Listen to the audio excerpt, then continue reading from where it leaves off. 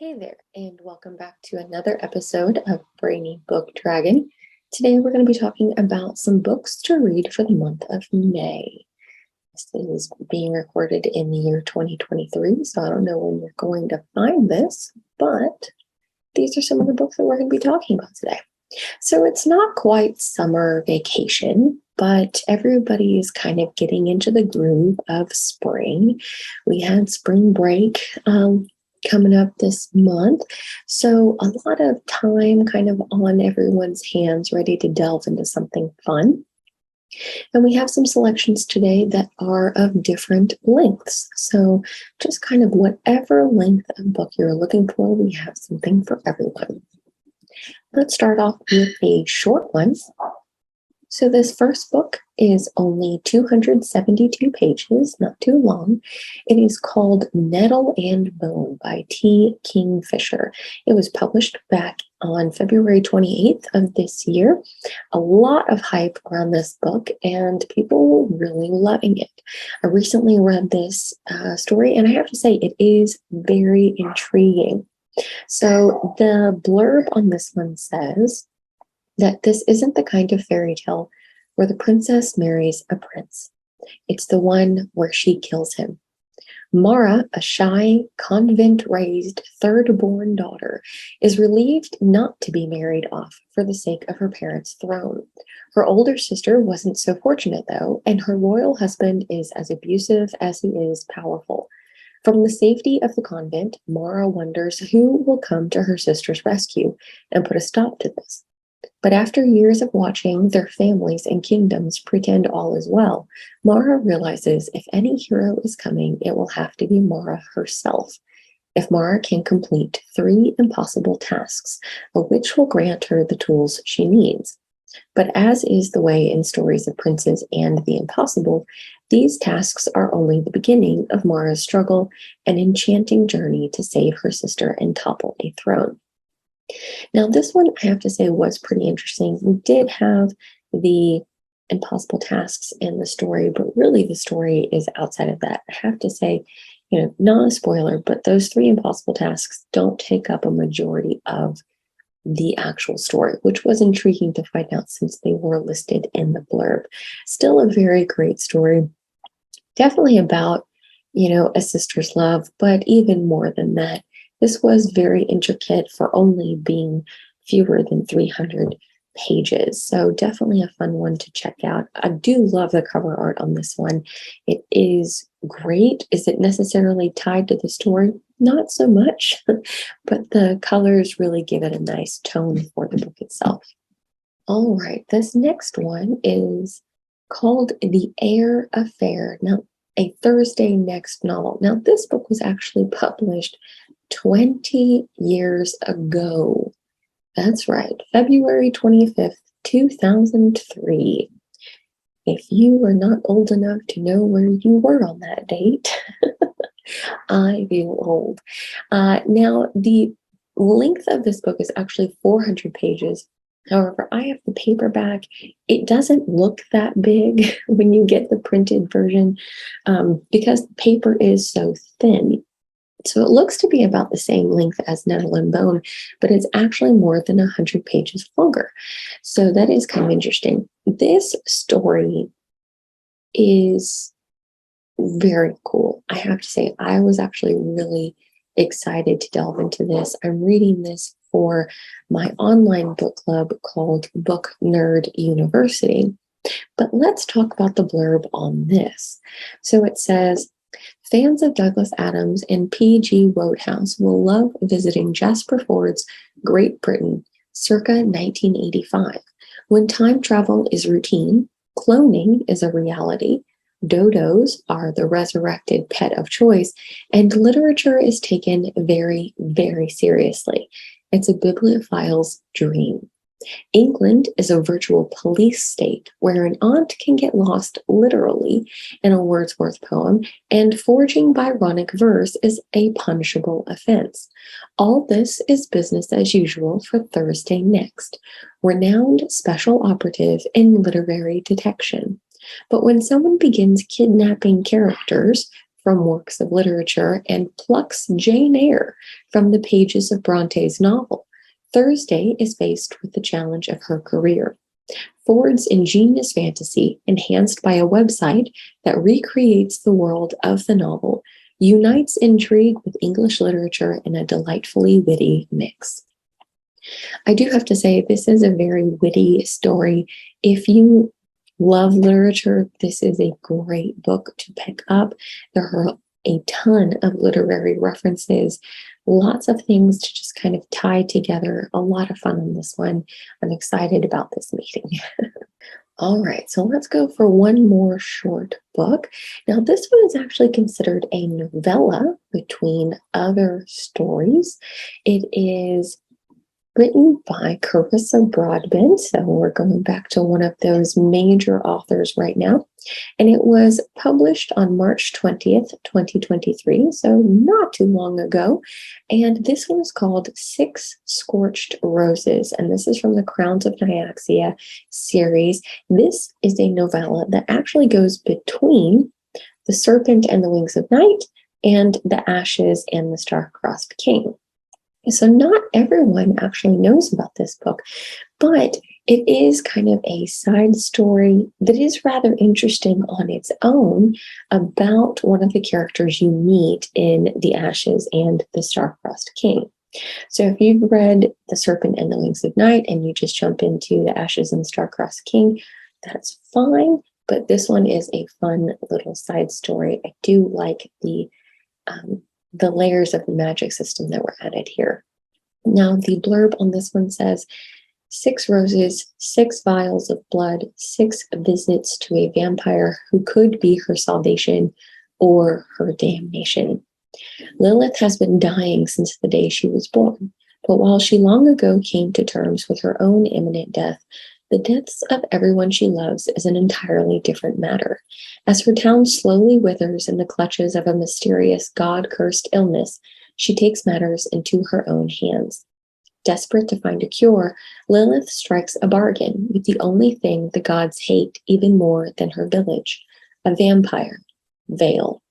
She offers him 6 roses in exchange for 6 vials of vampire blood, the one hope for her town's salvation.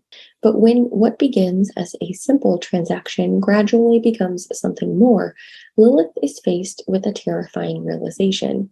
It's dangerous to wander into the clutches of a vampire, and in a place already suffering a god's wrath, more dangerous still to fall in love with one. So this one, it's interesting because of the magic system. This one is a little bit spicy.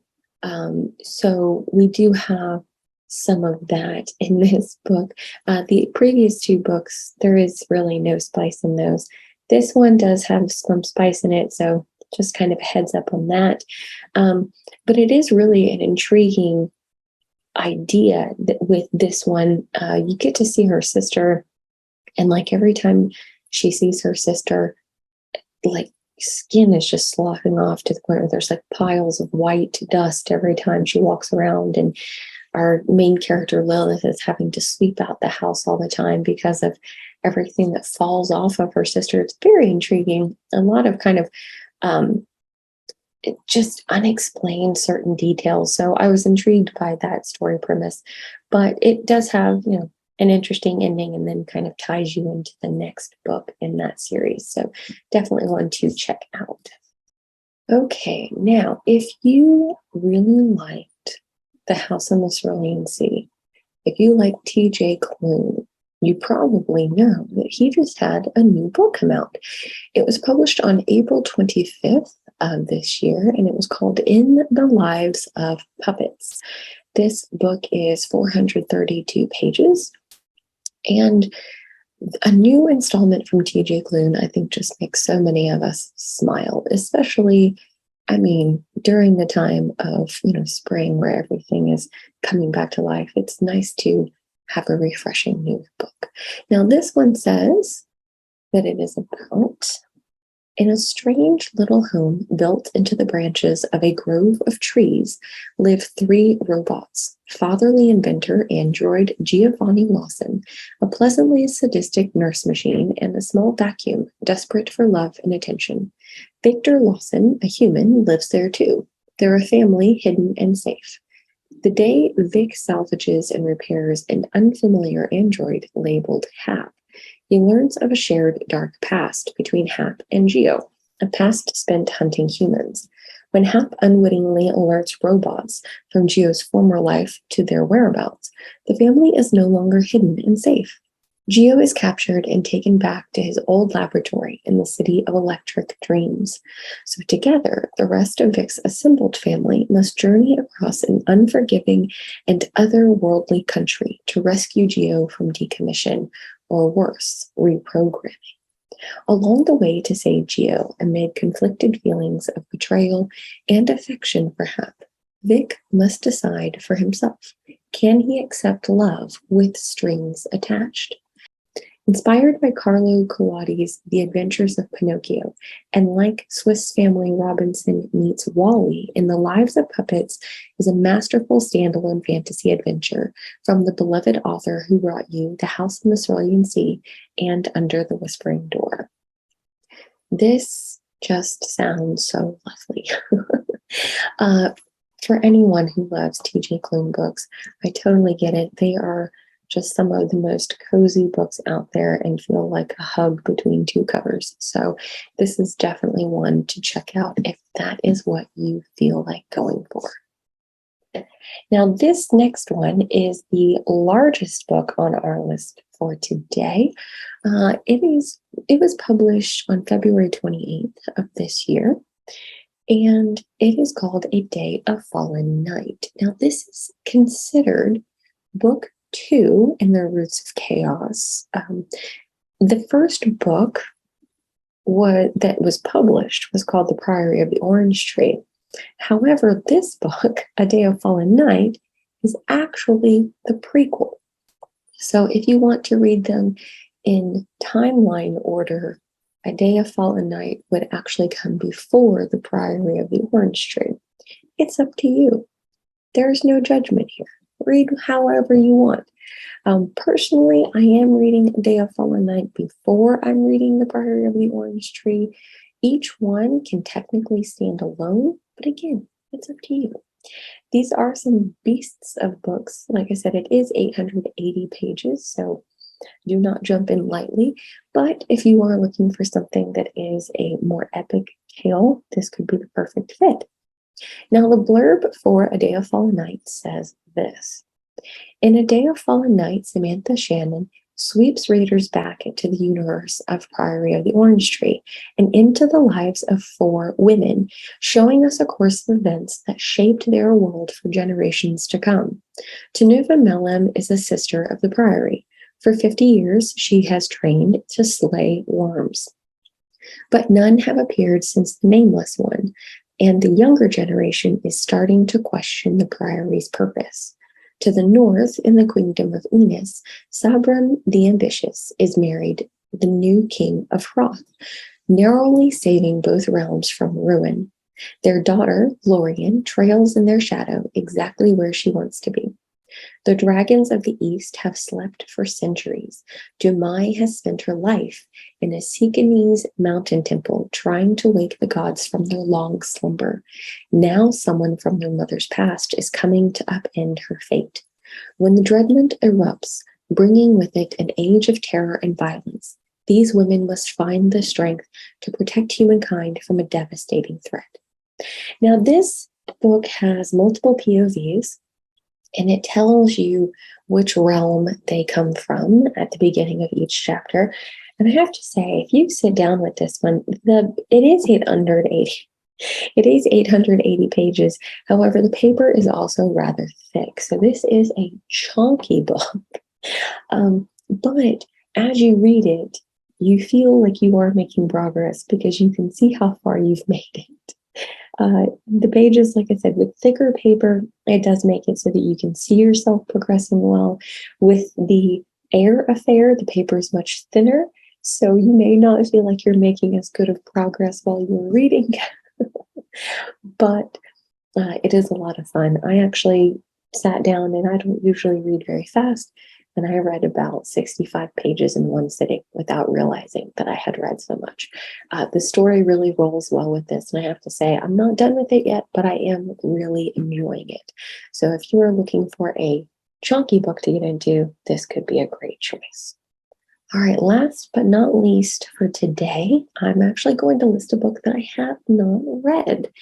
But there is so much hype around this book, I just have to mention it. This was published on May 2nd, so 1 week ago, and it is called Fourth Wing by Rebecca Yarros. Now, there is a ton of talk about this book, so if you really like dragons, if you like reading books with dragons, much like A Day of Fallen Night and The Priory of the Orange Tree, this is a great choice. So the blurb on this one says, 20-year-old Violet Sorrengail was supposed to enter the scribe quadrant, living a quiet life among books and history. Now, the commanding general, also known as her toughest Talon's mother, has ordered Violet to join the hundreds of candidates striving to become the elite of Navarre dragon riders. But when you're smaller than everyone else and your body is brittle, death is only a heartbeat away, because dragons don't bond to fragile humans, they incinerate them. With fewer dragons willing to bond with cadets, most would kill Violet to better their own chances of success. The rest would kill her just for being her mother's daughter. Like Xaden Ryerson, the most powerful and ruthless wing leader in the Riders Quadrant, she'll need every edge her wits can give her just to see the next sunrise.